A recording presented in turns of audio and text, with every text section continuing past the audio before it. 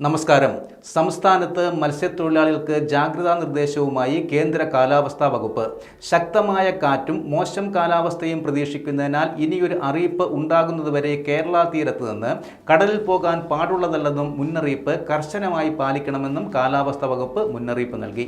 ദേശീയ സമുദ്രസ്ഥിതി പഠന ഗവേഷണ കേന്ദ്രം സംസ്ഥാനത്ത് ഉയർന്ന തിരമാല ജാഗ്രതാ നിർദ്ദേശവും പ്രഖ്യാപിച്ചിട്ടുണ്ട്.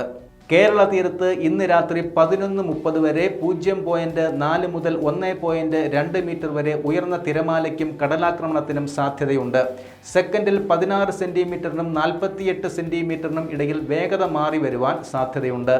തെക്കൻ തമിഴ്നാട് തീരത്തും ഇന്ന് രാത്രി 11:30 വരെ 0.4 മുതൽ 1.4 മീറ്റർ വരെ ഉയർന്ന തിരമാലയ്ക്കും കടലാക്രമണത്തിനും സാധ്യതയുണ്ടെന്നും ആയതിൻ്റെ വേഗത സെക്കൻഡിൽ 16 സെന്റിമീറ്ററിനും 54 സെന്റിമീറ്ററിനും ഇടയിൽ മാറി വരുവാൻ സാധ്യതയുണ്ടെന്നും ദേശീയ സമുദ്രസ്ഥിതി പഠന ഗവേഷണ കേന്ദ്രം അറിയിച്ചു. മത്സ്യത്തൊഴിലാളികളും തീരദേശവാസികളും ജാഗ്രത പാലിക്കണം.